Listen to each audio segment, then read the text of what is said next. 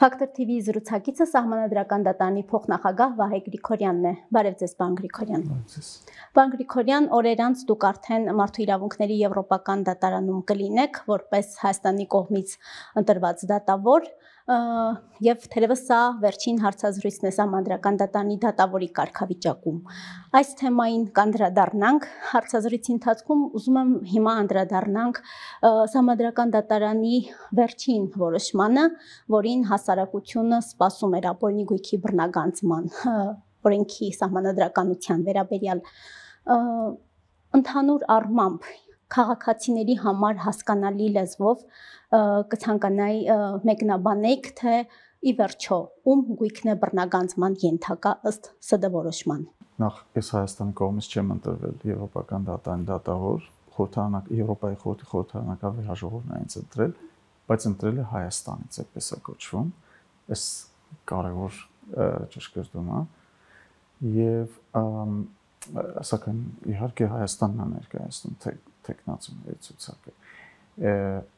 Երկրորդ ձեր հարցի հետ կապված, նախ Սահմանադրական դատարանի որոշմամբ որևէ մեկի գույքը չի բռնագանձվել, եւ Սահմանադրական դատարանը չի որոշել ում գույքը ինչ պայմաններով պիտի բռնագանձվի, եթե գույքի բռնագանձման պայմանների ամբողջ համատեքստը օրենքով օրենսդրի կողմից նախորոշված չի։ Սահմանադրական դատարանը ընդհանրապես իրականացրել է իր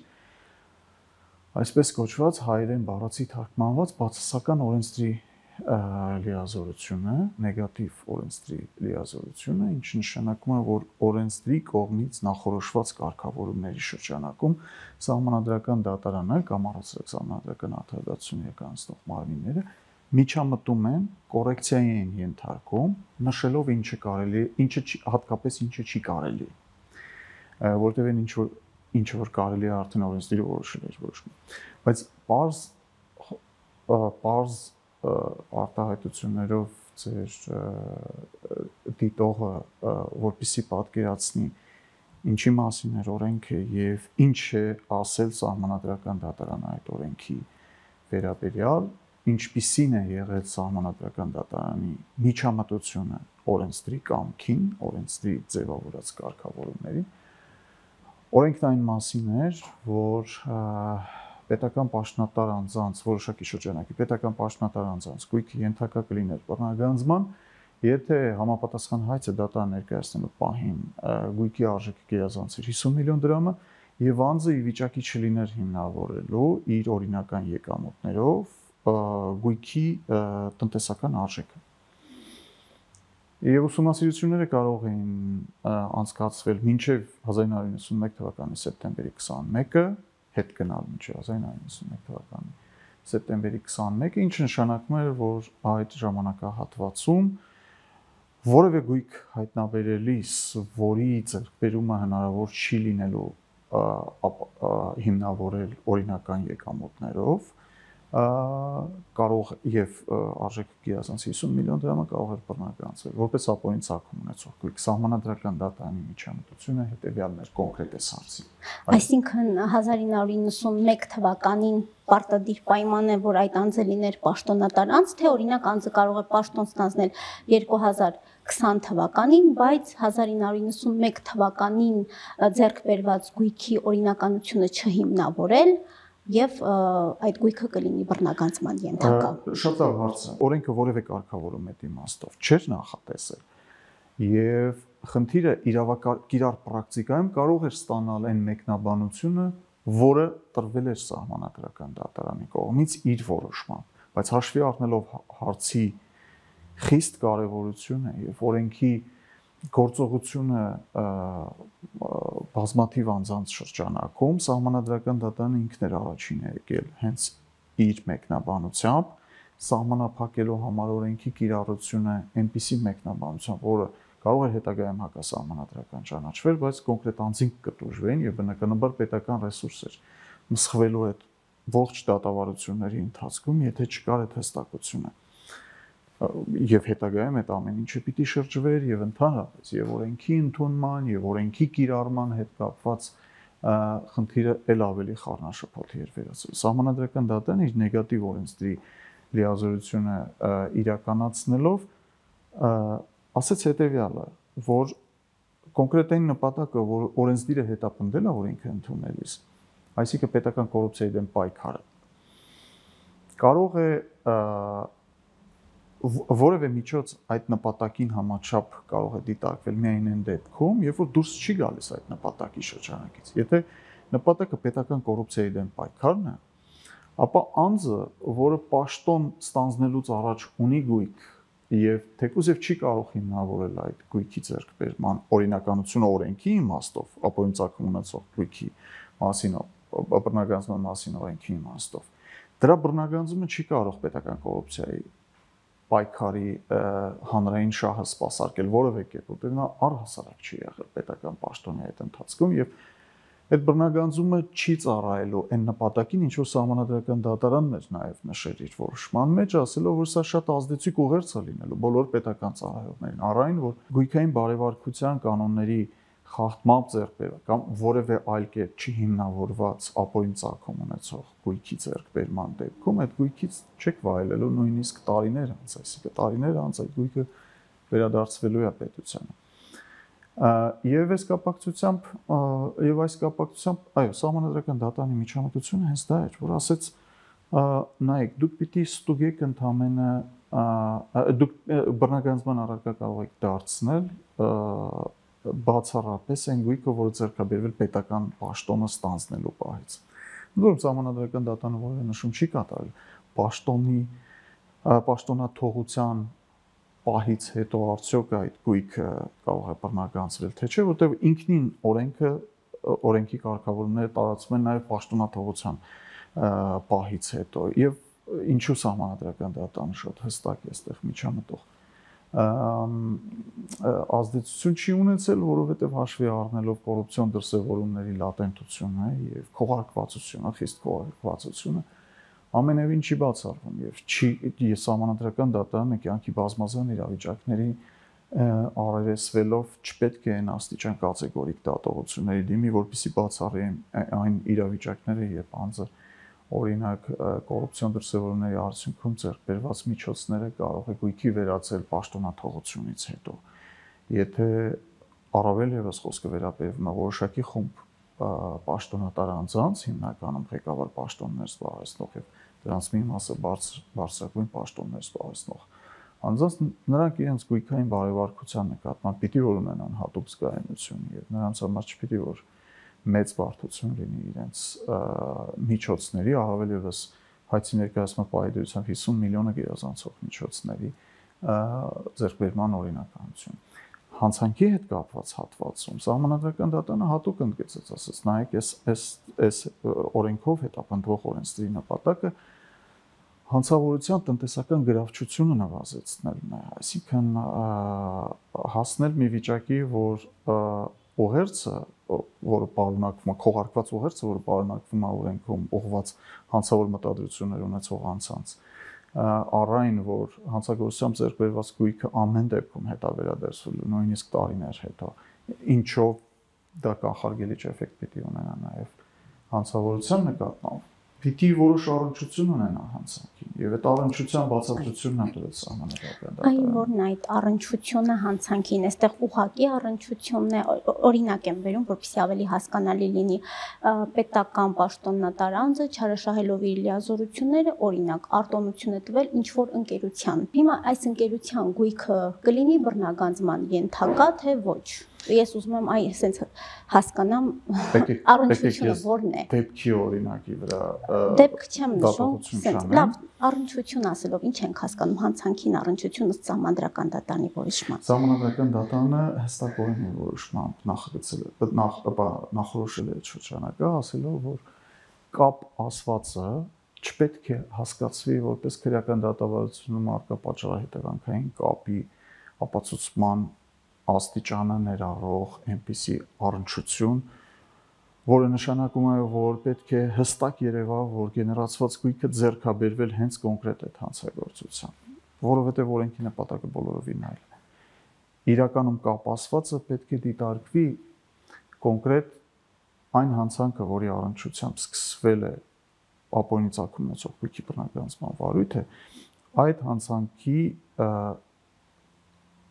տնտեսական շահույթ, տնտեսական օգուտ գեներացնելու հնարավորություն։ Արդյոք հանցանքը, որի առնչությամբ ընդհանրապես սկսվել է ողջ ընթացքը, բռնագանձման ընթացքը, տնտեսական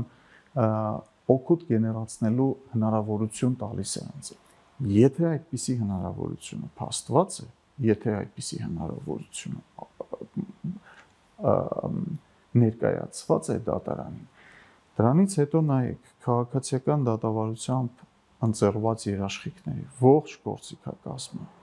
գործիքակազմի արկածով անձը կարող է հիմնավորել իր գույքի ձեռքբերման օրինականությունը, օրինական եկամուտների աղբյուրները ցույց տալ։ Մնացած այլ երաշխիքներով կամ դեպքեր, երբ անձը ի վիճակի չի կոնկրետ տեսակի ապացույցներով հիմնավորել դա եւ այդ ապացույցների պահպանված չլինելու դեպքում ոչ իր մեղքով պահպանությունը հետևանքները չի կրելու ինքը, գույքի արժեքը գերազանցում է 50 միլիոն դրամ հայցը ներկայացնելու պահի դրությամբ։ Այս ամենով հանդերձ անձը երբ չի հիմնավորում իր գույքի ձեռքբերման օրինականությունը, դեպքում դատարանը կշռում է, դատավորը կշռում է հավանականությունների հավասարակշռման ապացուցման ստանդարտով, թե արդյոք գույքը ավելի հավանական է, որ ձեռք է բերվել ապօրինի, թե օրինական ճանապարհով։ Սա արդեն մի դիրույթ է, որտեղ մասնագետները տիրապետում են ողջ բազեն։ Ես չեմ բացառում, որ կարող է օրինակ հավանականությունների հավասարակշռության մեթոդի կիրառման հենց բառացի այդպես անվանվող մեթոդի կիրառման հարցը երկար քննարկումների առարկա լինի։ Իրականում դրա բազմաթիվ տարրեր հայկական դատավարություններում կիրառելի են եղել եւ օրինակ հենց քաղաքացիական դատավարությունն մեթոդը կիրառելի է եղել, հենց այդպես չի կոչվել։ Բայց մենք մի քիչ ավելի շատ գնում ենք արդեն խորհրդատվության տիրույթ, ես չեմ կարող խորհրդատվություն տրամադրել դրանից ավել։ Այսինքն հանցանքի հետ կապը դա էր նշանակում երբեք չպիտի մոռանալ, օրենքը նպատակ է հետապնդում հանցավորության դեմ պայքարը, հանցանքի տնտեսական գրավչությունը, հանցագործությունների տնտեսական գրավչությունը թիրախում վերցնելով, մյուս կողմից պետական կոռուպցիայի դեմ պայքարը պետական կոռուպցիայի արդյունքում ձեռք բերված տնտեսական օգուտը վերացնելու միջոցով, ինչպես նաև որոշման մեջ մանրամասն սահմանադրական դատարանը ներկայացրել այն հիմնավորումները, որով արդարացված է պետական կոռուպցիայի դեմ պայքարի նպատակով գույքի բռնագանձումը, որոնցից է նաև հանրությանը չզրկել այն վստահությունից եւ հավատից, որ այն կարող է ունենալ հանրային ծառայության համակարգի նկատմամբ եւ նրան դատապարտվածության զգացման մեջ չպահել նման միջոցներ չօգտագործելով պետական կոռուպցիայի հետ պետական կոռուպցիայի նկատմամբ հանդուրժողականություն ունենալու, որովհետեւ երբ որ հանրությունը համոզվում է, որ ի վերջո ի վիճակի չէ ամբողջությամբ պետական կոռուպցիա թեկուզ եւ նախկինում տեղի ունեցածի դեմ պայքար մղել եւ նախկինում տեղի ունեցած իր տնտեսական ողջ բարիքներով շարունակում է մնալ այն անձանց վայելքի ներքո, որոնցից որ ամենայն հավանականությամբ պետք է հետ վերցնել, դա դատապարտվածության զգացողություն է առաջացնում, որ իսկ դատապարտվածության զգացողությունը հենց այն անհուսության աղբյուրն է, որով հասարակությունը աստիճանաբար սկսում է համակերպվել կոռուպցիայի նկատմամբ հանդուրժողականության հետ, որովհետև եթե չես կարող դրա հաղթահարել, որևէ կերպ պիտի գտնես դրա հետ ապրելու ձևը։ Պարոն Գրիգորյան, բայց կարող են լինել նաև իրավիճակներ, երբ օրինակ իհարկե քրեական վարույթները եւ ապօրինի գույքի բռնագանձման վարույթները առանձին քաղաքացիական դատավարության եւ քրեական դատավարության կարգով են քննվում, բայց երբեմն կարող են առաջանալ իրավիճակներ, երբ քրեական գործով անձը կարդարացվի, հատկապես եթե կարդարացվի հանցակազմի բացակայության հիմքով, նշանակում է, որ նույնիսկ դեպքի բացակայության հանցադեպի, կոռուպցիոն դեպքը տեղի ունեցել կամ անձը չի կատարել կոռուպցիոն հանցագործություն, այս իրավիճակներում ինչպիսի ազդեցություն պետք է ունենա քրեական գործով որոշումը ապօրինի գույքի բռնագանձման։ Բայց ձեր հարցին իմ պատասխանը սկսելու է խորհրդատվություն պարունակել։ Ես սկսելու եմ եթերում խորհրդատվությամբ, որ իրանք ես չունեմ։ Դե արդեն եթե այդքան հստակ է որոշմամբ, արդեն խորհրդատվությունը որոշմամբ տվել եք, խնդրում եմ ուղղակի որոշման, խնդրում եմ որոշումից այդ հատվածը մեջ բերել, եթե կարելի է ոչ խորհրդատվության շրջանակներում։ Իրավական վարույթներում քննվում են գործեր, որտեղ շատ հնարավոր է, որ ձեր բերած օրինակը շատ համադրելի լինի։ Ես դրա վերաբերյալ չեմ կարող դիրքորոշում արտահայտել եթերում։ Դուք պիտի դա թողնեք դատախազների, դատավորների եւ փաստաբանների համատեղ դատավարության ընթացքում լուծմանը, եւ երբ որ այդ լուծումը որևէ կերպ չի բավարարի կողմերից որևէ մեկին, տարբեր ճանապարհներով խնդիրը կարող է սահմանադրական դատարան հասնել։ Երբ որ ես որպես սահմանադրական դատարանի դատող, թեկուզ 2-3 օր հետո իմ պաշտոնավարումը դադարեցնելու դեպքում խոսում եմ այդ մասին, ես շատ վատ նախադեպ եմ սկսում ստեղծել իրավական վարույթների վերաբերյալ դատողություններ անունը։ Ձեր կողմից նշված դեպքերը ամենևին չի բացառվում, որ դատարանում քննվող շատ գործերի հետ ձեր բերած օրինակը շատ գործերի հետ համադրելի օրինակ է։ Ես չպիտի անեմ դրա վերաբերյալ դատողություններ հրապարակայինորեն, քանի դեռ չեմ տեսել գործը։ Պարոն Գրիգորյան, թերևս ապօրինի գույքի բռնագանձման մասով այսքանը, բայց ուզում եմ անդրադառնանք նաև ձեր գործունեությանը սահմանադրական դատարանում եւ ձեր կարծիքով որոնք են այն ամենակարևոր սահմանները, որոնք սահմանադրական դատարանը գծել է այն ժամանակահատվածում, երբ դուք սահմանադրական դատարանի դատավոր էիք։ Լավ հարց եք տալիս։ Իրականում այդ սահմաններ գծելը շարունակական գործունեություն է։ Կոնկրետ մի գործով գծված երբեմն նույնիսկ սահմանները գնալով ընդլայնվել են կամ նեղացվել են կախված գործից։ Բայց օրինակ առաջի կարևոր այդպես ուղենիշային հանգամանքը, որի վրա սահմանադրական դատարանը ուշադրություն է հրավիրել 2020 թվականից ի վեր իմ դատական նիստերին մասնակցելու եւ սահմանադրական արդարադատությանը հենց անմիջական մասնակցությունը որոշումների կայացման անմիջական մասնակցություն ունենալու ողջ ընթացքում ես վստահաբար կարող եմ ասել, որ նաեւ շնորհիվ գոլեգաներիս, նաեւ նրանց համախոհությամբ եւ շատ դեպքերում իմ համախոհությամբ նրանց կողմից բերված նախագծերի նկատմամբ սահմանադրական դատարանը գնալով ավելի ու ավելի մեծ եւ ընդգծված կարեւորություն է տվել սահմանադրության առաջին հոդվածով նախատեսված պետության ժողովրդավարական որակին։ Ես չեմ ուզում ասել, որ նախկինում ժողովրդավարության եւ մեր հանրապետության ժողովրդավարական որակը բացակայել է սահմանադրական դատարանի ուշադրությունից, բայց սահմանադրական դատարանը դրան առանցքային եւ առաջնային կարեւորություն է տվել։ Ես շատ խորհրդանշական եմ են գործունենք այն սահմանադրական դատարանի հետ, որը ձևավորվել է 2018 թվականի հեղափոխությունից հետո։ Ի վերջո դրանից հետո ձևավորված ազատ ընտրություններով ձևավորված պարլամենտի կողմից եւ հենց այդ պարլամենտի կողմից փոփոխված սահմանադրության արդյունքում եւ ձևափոխված մոդելը վերջնականորեն ձևափոխված 2015 թվականի սահմանադրական դատարանի մոդելին համապատասխանեցված սահմանադրության պայմաններում գործող սահմանադրական դատարանի կողմից մենք ժողովրդավարությունն առաջի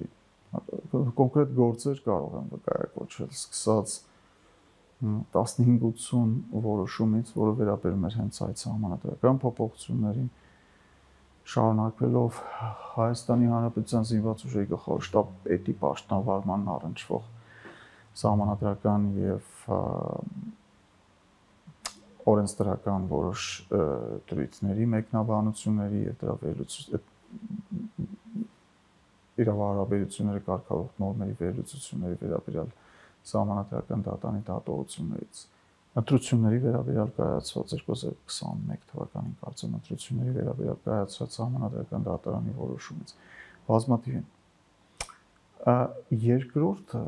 շատ կարևոր հատը սա ժողովրդավարություն որպես ընդհանուր համատեքստը Հայաստանի Հանրապետության Սահմանադրության առաջին հոդվածով նախատեսված պետության որակը, բայց օրինակ դատական իշխանությանը վերաբերող բազմաթիվ որոշումներ են եղել Սահմանադրական դատարանի կողմից կայացված, որոնք շատ համարձակ եւ շատ վճռական որոշումներ են եղել այդ դաշտը ձևավորելու, այնտեղ գտնվող խոթերը վերացնելու եւ ի վերջո դատական իշխանության անկախությունը եւ դատարանների իրենց Սահմանադրական առաքելության հունի մեջ պաշտպանված եւ դատական իշխանությունը ամբողջությամբ պաշտպանված լինելու առումով բավականին վճռական որոշումներ են եղել, մասնավորապես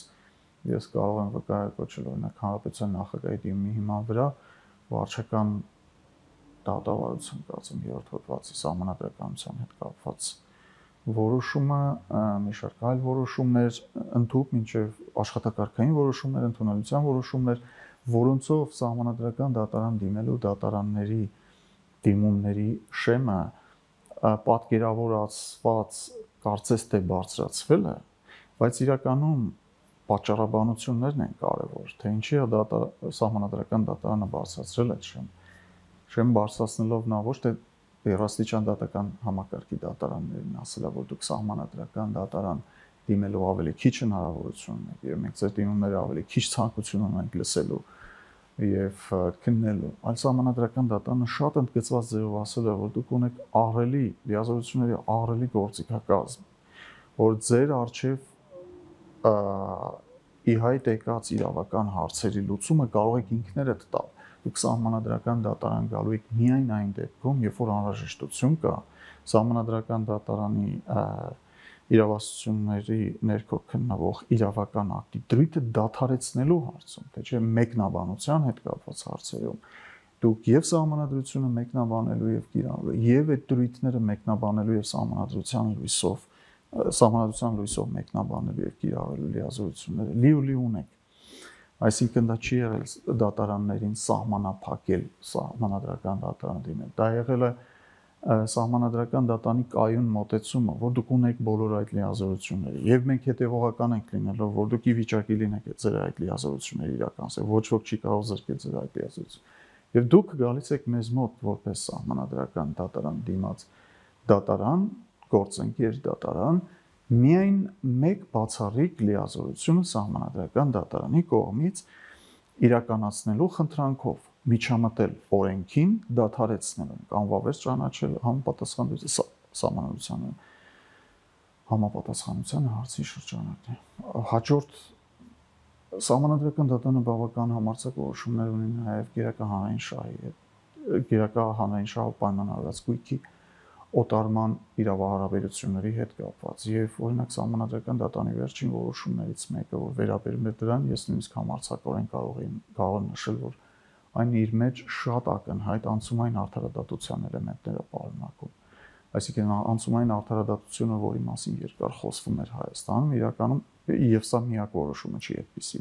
Սահմանադրական դատարանը ունի մի քանի այլ որոշումներ, որոնք հստակորեն, եթե նայեք ակադեմիական գրականության հետ կապակցությամբ, սահմանադրական արդարադատության շատ վառ տարրեր են պարունակում իրենց մեջ։ Իդեպ դա նաեւ ճանաչված է միջազգային մարմինների կողմից, օրինակ զանգվածային իրավախախտումների հարցերով միավորված ազգերի կազմակերպության մարդու իրավունքների հանձնաժողովի նշանակած հատուկ զեկույց ունի Հայաստանի հետ կապված, որ հատուկ նշում է Սահմանադրական դատարանի որոշումները խիստ ողջունվող որոշումներ են անցումային արդարադատության եւ զանգվածային իրավախախտումները կանխելու հարցում։ Շատ ուղենիշային որոշումներ եւ ես հիմա կարող չի հիշեմ բոլոր այդ ամենը։ Դուք պատկերացրեք ինձնից հարցազրույց եք վերցնում մի վիճակում, երբ որ ես իմ ճամպրուկները դեռ չեմ պատրաստել եւ պիտի պատրաստեմ, այնպես որ ես կարող եմ մոռանամ որոշակի։ Ես ձեզ կհիշեցնեմ մի որոշում, որը ամենակննադատված որոշումն էր, բայց կարծում եմ, որ ձեր համար ամեն դեպքում կարևոր եւ հիշվող որոշում էր սահմանազատման վերաբերյալ որոշումը։ Այս որոշումից հետո Սահմանադրական դատարանին քննադատեցին անկախության հռչակագիրը խժռելու մեջ մեղադրեցին։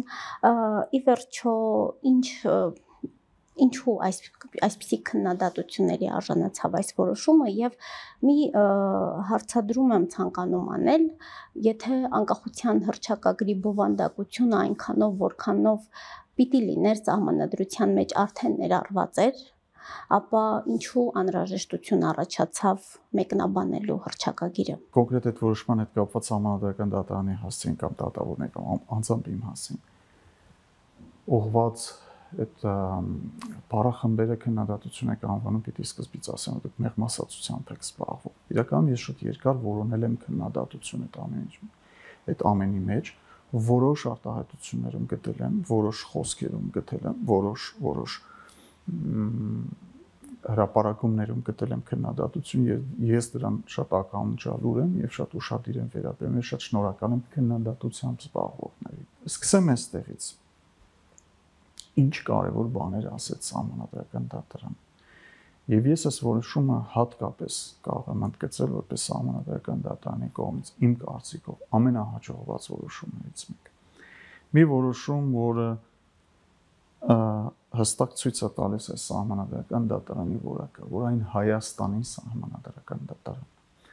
Այն քաղաքական խմբակների սահմանադրական դատարանը չի, հասարակական որոշակի խմբերի Հայաստանի հյուսիսում, հարավում, արևելքում, արևմուտքում գտնվող մայրաքաղաքների սահմանադրական դատարանը չի, որպեսզի նրանց հաճո որոշումներ կայացնի։ Սա այն սահմանադրական դատարանն է, որը բարձրաձայնել է սահմանադրական այն ճշմարտությունը, որի դեմ որևէ հակափաստարկ դեռ չի ներկայացվում։ Եվ որն է այդ ճշմարտությունը։ Եվ այդ ճշմարտությունն այն է, որ Հայաստանի Հանրապետության սահմանադրության նախաբանում հռչակագրի հիշատակումը երբեք չի նշանակել։ Ի սկզբանե նույնիսկ նախագծողների մոտ չի եղել հստակ մտադրություն, որ դա ինքնին նշանակելու է հռչակագրի ամբողջ բովանդակության ներառումը սահմանադրության նախաբան, Հայաստանի Հանրապետությունը սահմանադրություն ընդունելու պահից 1995 թվականից ի վեր սահմանադրությունը ուժի մեջ մտնելով պահից ավելի կոնկրետ հուլիսի 13-ից ի վեր 1995 թվականին երբևէ չի հետևել Հայաստանի անկախության հռչակագրի սահմանադրության նախաբանի մաս լինելու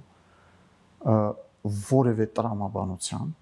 լինի դա օրենսդիր, լինի դա գործադիր, լինի դա դատական իշխանությունների կողմից։ Ուրեմն ես հանդիպել եմ ընդամենը մեկ շատ կծկտուր, շատ խղճուկ թույլ կտայս հակափաստարկի, որ իրականում դատական իշխանությունը հետևել է դրան եւ որպես դրա վկայություն ներկայացված է այն, որ Հայաստանի Հանրապետության Վճռաբեկ դատարանի տասնյակ հազարավոր որոշումներից մեկում Վճռաբեկ դատարանը ասել է, որ հռչակագիրը հանդիսանում է սահմանադրության մաս։ Սա թերևս որպես փաստարկ ներկայացնելը հենց լավագույն գնահատականն է նրա, որ ընդհանրապես որևէ նման փաստարկ չի եղել։ Բայց այստեղ խնդիրը տեսական դաշտում ավելի խելացի երևալը կամ ավելի գիտակ երևալը կամ ավելի իմաստուն երևալու մեջ չէ։ Այստեղ խնդիրը հետևյալն է։ Մարդիկ, ովքեր որ նման պնդումներ են կատարում եւ սահմանադրական դատարանին դարձրել են իրենց հայրենախոսության թիրախ, պիտի շատ հստակ կարողանան պատասխանել հարցերի։ Արդյոք նրանք համարում էին, որ Հայաստանը սահմանադրությունից բացի ուներ նաեւ այլ սահմանադրություն, ընդ որում անփոփոխ դրույթներում ամրագրված սահմանադրություն։ Գտնում են նրանք արդյոք, որ 30 տարի այդ ընկալումը իշխանության պետական իշխանության որևէ ճյուղի մոտ չլինելու պայմաններով ամենակարևորը սահմանադրական դատարանի ամբողջ իրավունքում չլինելու պայմաններում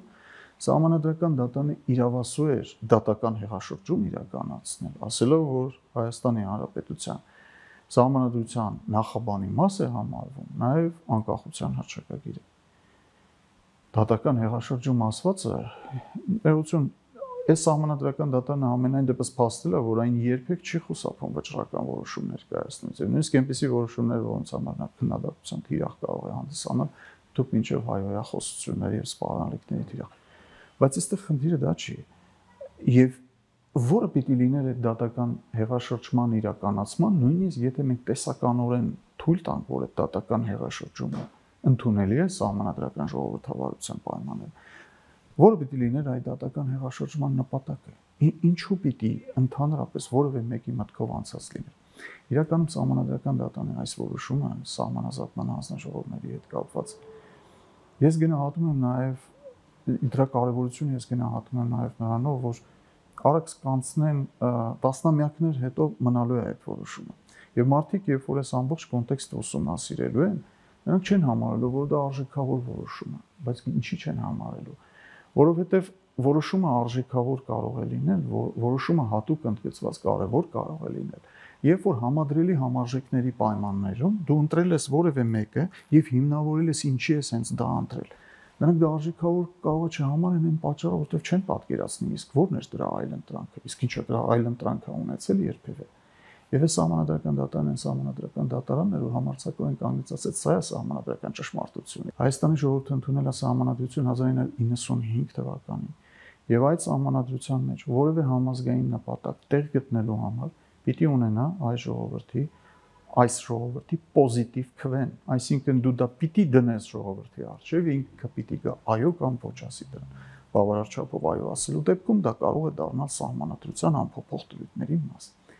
Եթե որևէ քաղաքական խմբակ եւ եթե որևէ գերտերության կամ ոչ գերտերության Հայաստանում եղած շրջանակ ցանկանում է որևէ նպատակ դարձնել Հայաստանի Հանրապետության սահմանադրության անփոփոխ նպատակների շարքում դասված որևէ նպատակ, ժողովրդավարական process-ը բաց է, ինչպես ասել է սահմանադրական դատարանը, փորձեք հարցնել դա Հայաստանի ժողովրդին։ Եթե Հայաստանի ժողովուրդը դա չի ասել, ձեր որևէ մեկի ֆանտազիան սահմանադրության դրույթ չի կարող փոխարինել։ Պարոն Գրիգորյան, այնուամենայնիվ պետք է դիտարկել, որ սահմանադրական դատարանի այս որոշումից հետո այժմ քննարկումներ կան, որ օրինակ սահմանադրության նոր տեքստը նախաբան չպիտի ունենա եւ այդ մասին հայտարարել է վարչապետ Նիկոլ Փաշինյանը, իր կարծիքն է հայտնել։ Չեք կարծում, որ սահմանադրական դատարանի այս որոշումը եւ այս մեկնաբանություններն են նպաստել դրան եւ նորմալ է, որ նախաբանը սահմանադրությունից դուրս գա սահմանադրության տեքստից առհասարակ։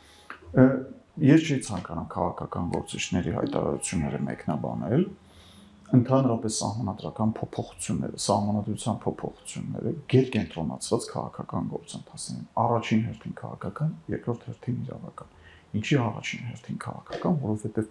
դրա իրականացման ողջ ընթացքը գերակշիռ մեծամասնությամբ քաղաքական process է, բայց դա ունի նաև իրավական բաղադրիչ, այսինքն պարլամենտի միջոցով անցնելը, սահմանադրական դատարանի ստուգմանը ներկայացնելը, բայց դա առաջնահերթությամբ քաղաքական կոնցենտրացված գործընթաց է, եւ որպես այդպեսին սահմանադրական դատարանի դատավորը բացի նրանից, որ հետագայում պիտի առնչվի սահմանադրության փոփոխությունների սահմանադրականության ստուգմանը, չպիտի առհասարակ հրապարակային դատողություններ անի այդ ինքնին process-ի վերաբերյալ, բայց նաև որովհետև դա խիստ քաղաքական գործընթաց է եւ եթե այդ քաղաքական գործընթացը որևէ հայտարարություն կա, որի վերաբերյալ սահմանադրական դատարանի դատավորը պիտի իր կարծիքը արտահայտի, այդ կարծիքը քաղաքական է լինել, ես չեմ անելու դա։ Ես անընդհատ ուզում եմ հիշեցնել, որ դուք օրեր անց արդեն մարդու իրավունքների եվրոպական դատարանում եք լինելու եւ առերևույթ կարող ենք ենթադրել, որ չեք առնչվելու այդ սահմանադրական փոփոխություններին գոնե հիմա, հետեւաբար։ Բայց դա հավասարապես քաղաքական ամբիոն չի։ Պարոն Գրիգորյան, սահմանադրության հայեցակարգը ինչի համար է, որն է հայեցակարգ ունենալու նպատակը սահմանադրական եւ արդյոք առանց հայեցակարգի հնարավոր է ուղղակի սահմանադրական փոփոխություններ։ Դա աշխատանքի կազմակերպման արդյունավետ ձև է հանրության ներկայացնելու համար, թե դեպի ուր են գնում սահմանադրական փոփոխությունները։ Եվ եթե որևէ ընդ որում դա պարտադիր էլեմենտ չի սահմանադրական փոփոխությունների գործընթացի, եթե դուք կոնկրետ հայաստանյան կոնտեքստի վերաբերյալ եք հարցնում, ես ոչ մի մեկնաբանություն չեմ անի դրա հետ կապված, բայց այսինքն Սրա համար նույնիսկ իրավաբան պետք չի լինել կամ համադրական իրավունքի մասնագետ պետք չի։ Հայեցակարգերը առհասարակ կոնսպեկտավորում են կոնկրետ գործողությունների ուղղությունը, կոնկրետ ջանքերը, դոկտրինալ զարգացման հեռանկարները եւ ինչից ինչ էին ուզում ստանալ։ Դրանից ավել, այսինքն տեսականորեն խոսել առհասարակ հայեցակարգ ասվածի Ուզում եմ հասկանալ դա կարևոր գործընթացի կարևոր մաս է, թե ոչ, եւ որովհետեւ քննարկվում է նաեւ առանց պատկերացնում, եթե ես գործընթացի մասին չեմ խոսում եւ գնահատեմ ինչ որ մի հատված կարևոր է, թե չէ։ Լավ, անդրադառնամ հաջորդ քննադատված որոշմանը, դա Հռոմի ստատուտի սահմանադրականության հետ կապված որոշումներ, պարոն Գրիգորյան, այդտեղ ես պետք է շնորհակալություն հայտնեմ, որ բոլոր այն ուղենշային որոշումները, որոնք ես չնշեցի իմ սկզբից ձեր տված հարցի պատասխանում, դուք հերթով նշում եք ու դուք իսկապես շատ կարևոր որոշումներ եք նշում։ Եվ այդ իմ բաց թողումն է, որ ես դրանք առաջինը չէի նշում, առաջին սահմանազատման հանձնաժողովների որոշումը եւ երկրորդը Հռոմի ստատուտ։ Ես երկրորդը չէի համարի Հռոմի ստատուտին, ես ավելի շատ 1580 որոշումը կհամարեի իմ անձնական նախընտրությունների ցանկում, բայց այո, բայց Հռոմի ստատուտի վերաբերյալ որոշումն էլ է։ Այս որոշման մեջ, ես որքանով հիշում եմ, կարմիր թելով անցնում էր այն, որ համամարտկային արժեքներն են կարևոր, պետք է կանխել ցեղասպանական հանցագործությունները, պետք է մարդկության դեմ ուղղված, այդ հանցագործությունները կանխվի եւ այս որոշմանը հաջորդեց Հռոմի ստատուտի վավերացումը արդեն նշվում էր, որ պետք է միջազգային քրեական դատարան ներկայացնի Հայաստանը բողոքներ, բայց այս գործընթացներից 1.5 տարի անց մենք ոչ միայն որևէ գործ չունենք միջազգային քրեական դատարանում, այլ նաև խոսվում է այն մասին, որ Հայաստանը Ադրբեջանի հետ խաղաղության պայմանագրի շրջանակներում պետք է հետ վերադարձնի, հետ պահանջի միջազգային ատյաններում հայցերը։ Սա արդյոք սահմանադրական դատարանը այս որոշումը գրելիս կանխատեսում էր նաև այսպիսի սցենար եւ որքանով է տրամաբանական 1.5 տարի անց որևէ քայլ չձեռնարկելը մարդկանց իրավունքները վերականգնելու տեսանկյունից։ Ձեր հարցի մեջ պնդումներ կան, որոնց հետ ես համաձայն չեմ, բայց առհասարակ սահմանադրական դատարանը իր որոշումները կայացնելիս քաղաքական գործընթացների կամ քաղաքական իրադարձությունների սցենարներ չի կանխատեսում։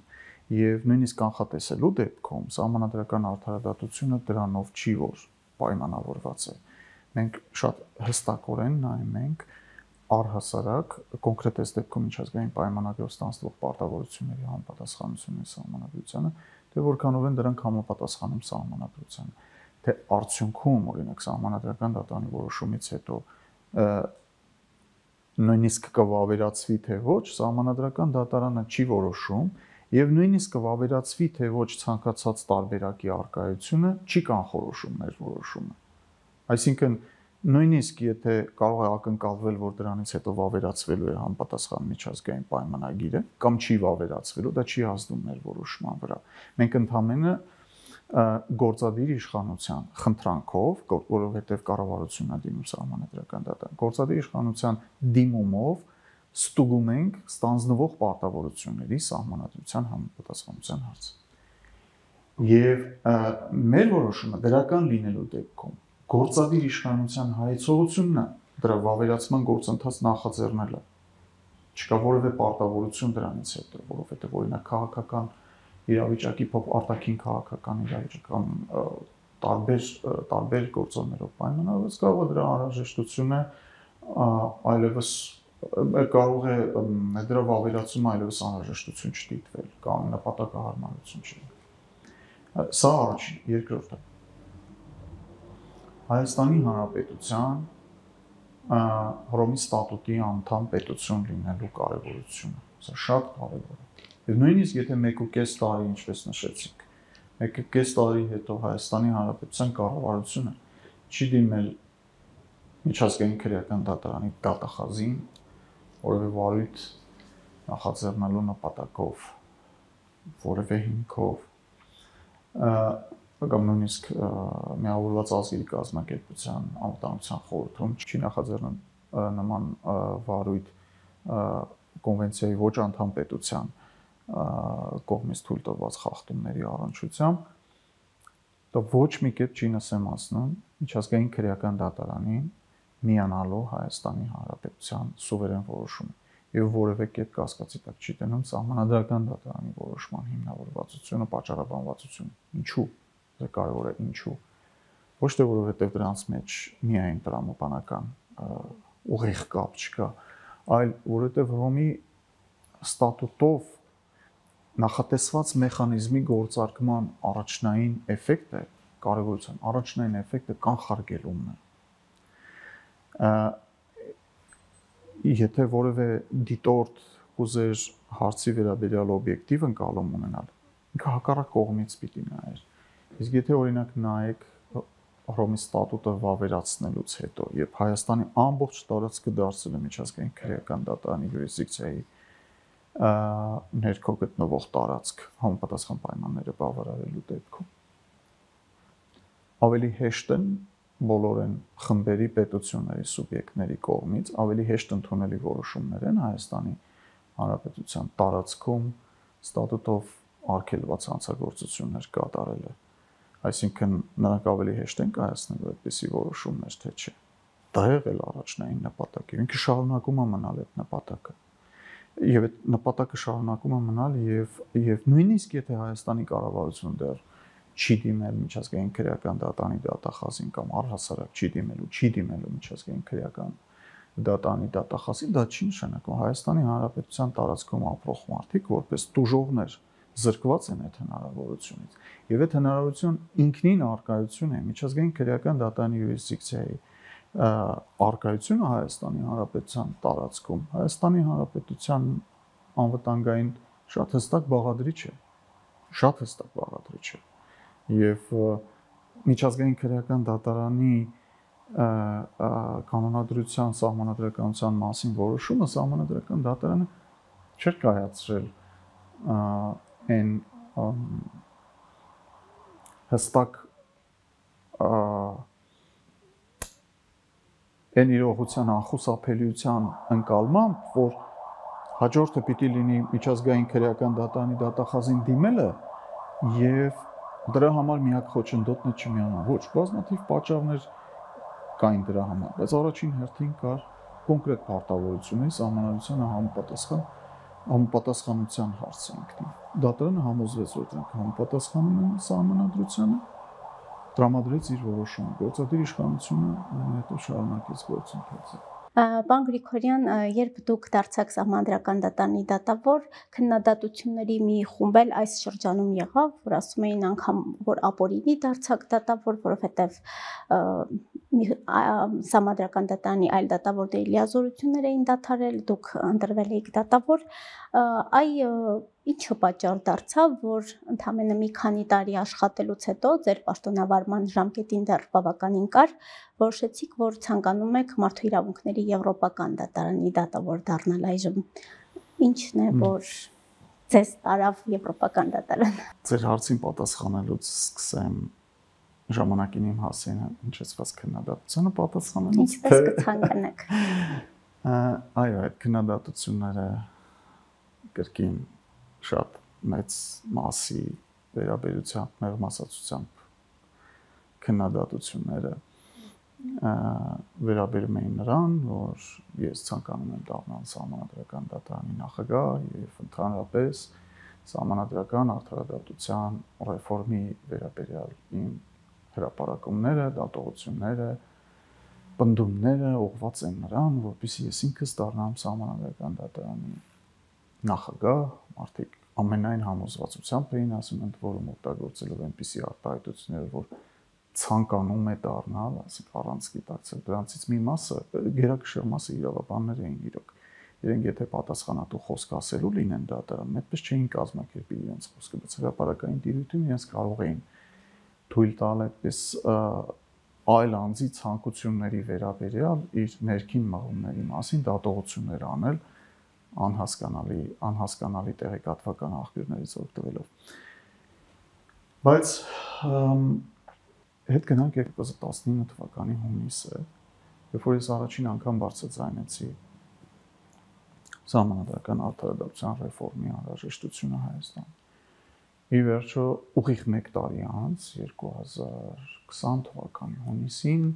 Հայաստանի Հանրապետության ազգային ժողովը Սահմանադրության 213-րդ հոդվածում փոփոխություն կատարեց,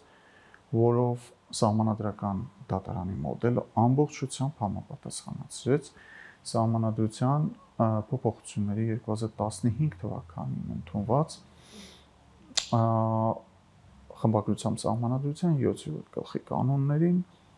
համահարթեցնելով իրավունքները դատավորների, համահարթեցնելով բոլոր պաշտոնավարման ժամկետները եւ ի վերջո հնարավորություն ընձեռեց Սահմանադրական դատարանին իր գոյության ողջ պատմության ընթացքում Սահմանադրական դատարանին նախագահ ընտրել դատավորների կազմից, դատավորների կողմից։ Սա շատ երկար խոստացված Սահմանադրական դատարանի անկախության կարևոր երաշխիքներից մեկն էր։ Մինչև այդ հիշեցնեմ, որ Սահմանադրական դատարանի նախագահները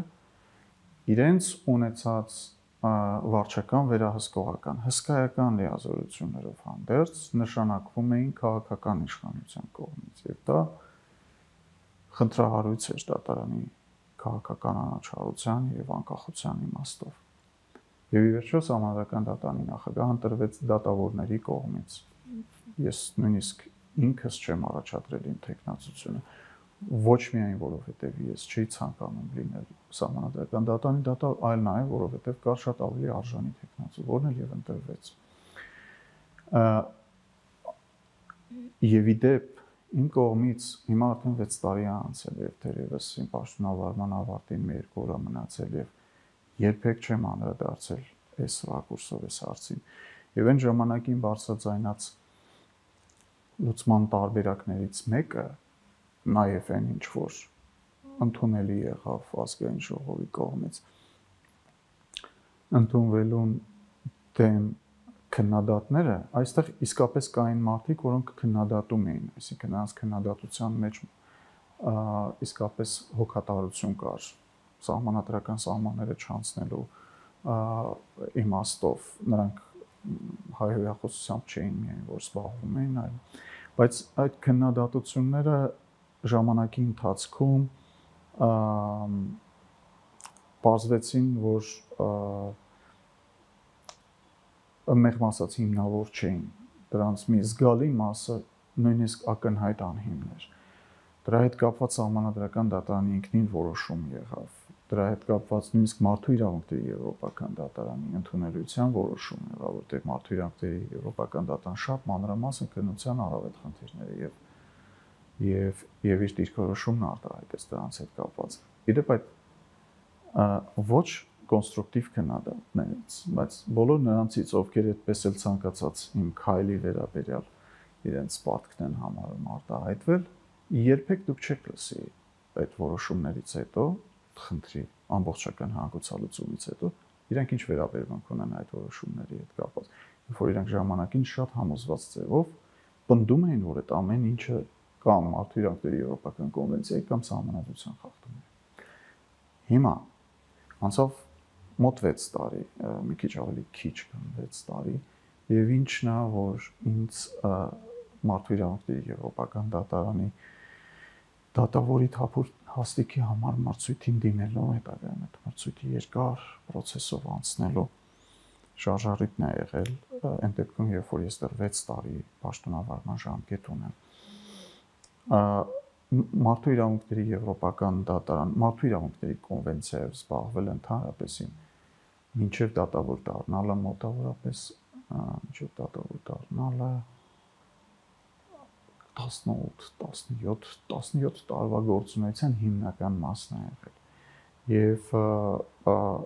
եւ կոնվենցիոն համակարգում իմ գործունեությունը շարունակելը իմ համար ոչ միայն մեծ պատիվ եւ ոչ պակաս պատասխանատվություն, առաջին հերթին պատասխանատվությունը, այլ նաեւ իմ ունեցած պատկերացումները, իմ սահմանադրական արդարադատության մասնակցության ընթացքում Հայաստանի իրավական մշակույթի առնչությամբ ունեցած ընկալումները նաև մարդու իրավունքների եվրոպական դատարանում արդարադատության իրականացմանը հասու դարձնելն է, որպես իրականում ինձ համար շատ հետաքրքիր է նաև Հայաստանի Հանրապետության Սահմանադրական դատարանի դատավորի աշխատանքը, որը պիտի ասեմ, որ իր լիազորությունների շրջանակով շատ ավելին է, քան միջազգային դատարաններին, իրականում այդպես տպավորություն կա, որ միջազգային դատարանները ավելի լայն լիազորություններ ունեն մարդու իրավունքների պաշտպանության տիրույթում, եւ մենք մեր կարևոր որոշումներից մեկը, որ կրկին մոռացա նշել, Սահմանադրության 81-րդ հոդվածի մեկնաբանությանը վերաբերող որոշումն էր, վերջին որոշումներից մեկն է, որտեղ խոսվում էր մարդու իրավունքների հիմնահարազատությունների պաշտպանության նվազագույն նշաձողի հայեցակարգի մասին, եւ այդ նվազագույն նշաձող ասվածը ինքնին դեռ չի նշանակում բավարարման ենթակա միայն նշաձողը։ Այդ նշաձողը այն նվազագույնը, որից ներքև չպիտի թույլ տրվի իրավունքների վազատությունների սահմանափակումը։ Իսկ դրանից վերև որն է սահմանադրական նշաձող, այդ սահմանադրական դատարանն է որոշում։ Եվրոպական դատարանը նվազագույն նշաձողի հեղինակն է, աղբյուրն է։ Եվ ես մտադիր եմ եւ ցանկություն եւ պատրաստակամություն ունեմ նաեւ եվրոպական դատարանում արդարադատություն իրականացնելիս արդեն որպես եվրոպական դատարանի դատավոր օգտագործել իմ գիտելիքները եւ իմ մասնագիտական փորձառությունը, որ ձեռք եմ բերել թե իրավապաշտպան գործունեության, թե Սահմանադրական դատարանում դատավորի պաշտոնում գործունեության ընթացքում։ Սահմանադրական դատարանում ձեր աշխատանքը ինչքանով է օգնելու եւ ինչքանով է խանգարելու ձեզ եվրոպական դատարանում աշխատելիս, հաշվի առնելով, որ շատ գործերի այստեղ արդեն իսկ ենթադրվում է, որ առնչվել եք եւ հետագայում գնալու եք այնտեղ նույնպես առնչվեք այդ գործերին։ Խանգարելու իմաստով ես որևէ խանգարող կողմ չեմ տեսնում Սահմանադրական դատարանի դատավորի աշխատանքում, եթե խանգարելու տակ նկատի ունենք գործերի մասնակցության անհնարինության խնդիրները, այսինքն օրինակ գործը, որին մասնակից եմ եղել Սահմանադրական դատարանում, դիմողի կողմից ներկայացված դիմումի շրջանակներում նույն անձի վերաբերյալ կամ նույն անձի նույն գործի վերաբերյալ կախված հանգամանքներից սրա վերաբերյալ շատ հստակ են կանոնները դատավորի գործի մասնակցության, նաև մարդու իրավունքների եվրոպական կոնվենցիայի դատարանի կանոնների եւ դատավորի էթիկայի վերաբերյալ լիագումար նիստում ընդունված եվրոպական դատարանի որոշման, ինչով կարող է օգնել Սահմանադրական դատարանի դատավորի ընդհանրապես պետք է իմանալ, որ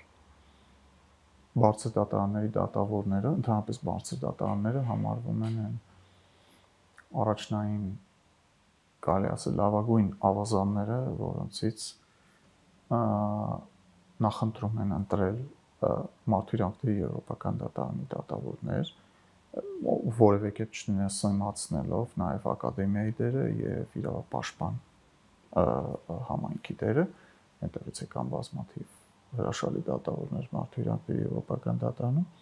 եւ դրա պատճառն այն է, եւ հատկապես Սահմանադրական դատարան, Սահմանադրական արդարադատություն իրականացնող մարմինները բարձր դատարանների շարքում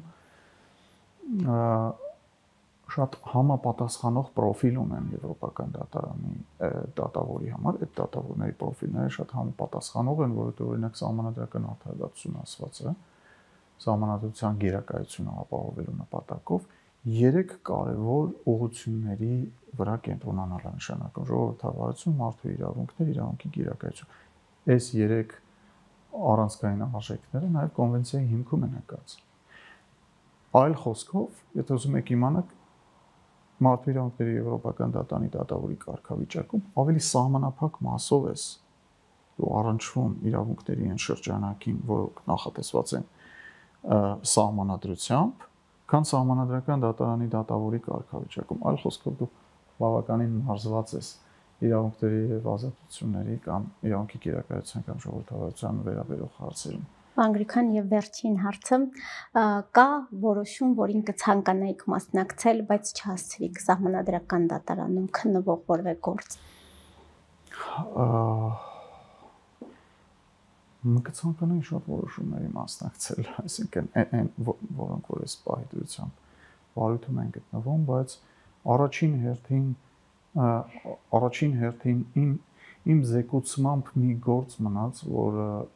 որը իմ պաշտոնավարման ընթացքում ես չհասցրեցի ավարտել, շատ հետաքրքիր գործ է, ես հուսով եմ գոլեգաներս կշարունակեն եւ ավարտին կհասցնեն, ինչպեսին էլ որ կլինի այդ ավարտը, դա մասնավորապես Սահմանության 29-րդ հոդվածով նախատեսված խտրականության արգելքի ներքո գտնվող գործը, որը վերաբերվում է հիվանդությունների եւ հարատների ցանկին, որոնք առաջադրվում են անձանց դատավոր դառնալու համար եւ դրանց մի մասն առնչվում են նաեւ Հաշմանդամության կոնվենցիայով պաշտպանվող իրավունքների, այդ հարցը տենց Հայաստան երկար ժամանակ բաց է մնացել եւ իներցիայով կարգավորվող հարց է եղել, այսինքն իմ կարծիքով ինչ որ մի պահի կշռադատված որոշմամբ ցանկը պետք է վերանայել եւ նույնիսկ եթե ցանկը պիտի մնա անփոփոխ, ըստ երևույթին չպիտի մնա նույն հիմնավորումներով ինչի։ Իսկ կա որոշում, որին լավ է որ չհասցրիք մասնակցել։ Ճիշտ ասած, այդպեսի որոշում ես պահին ընդհանրապես չի եղել որևէ որոշում, առհասարակ չի եղել որևէ որոշում, որին ես խուսափեմ մասնակցել։ Բայց բազմաթիվ գործերով ես ինքս եմ ներկայացրել իմ մասնակցության անհնարինության հարցը եւ բոլոր այն որոշումներով, երբ որ ես գտել եմ, որ իմ մասնակցությունը անհնար է, ես շատ հստակ եմ ասում, ես եղել եմ միշտ կողմ քվեարկող դատավորը։ Այսինքն, երբ որ դրա համար պետք պիտի լիներ 6 կողմ ձայն, իրականում պետք է եղել 5, որովհետև ես միշտ եղել եմ 6-րդը։ Եվ այդպիսի մի շարք որոշումներ եղել են, որովհետև ես այդ գործերին մասնակցել եմ տարբեր ատյաններում, եվրոպական դատարանում նույնիսկ։ Դուք ինձ ստիպում եք մեկ հարցել տալ, պարոն Գրիգորյան, այդ դեպքում ինչու մասնակցեցիք մարտի 1-ի գործի վերաբերյալ քննությանը։ Շատ բարձ պատճառով, որովհետև կրկին այդ հարցը բարձրացրել եմ ես, եւ ես կմասնակցեմ, թե չեմ մասնակցի, չեմ որոշում ես։ Դա որոշում է դատարանը։ Եվ դատարանը 2/3 ձայներով չի որոշել դա։ Դա նշանակում է գործին չմասնակցելու դեպքում ես ուղղակի անհարկել առանց որևէ հիմնավոր պատճառի հրաժարվելու էի մասնակցել այդ որոշման կայացմանը։ Շնորհակալություն, Ֆակտոր TV-ի զրուցակիցը Սահմանադրական դատարանի փոխնախագահ Վահե Գրիգորյանն էր։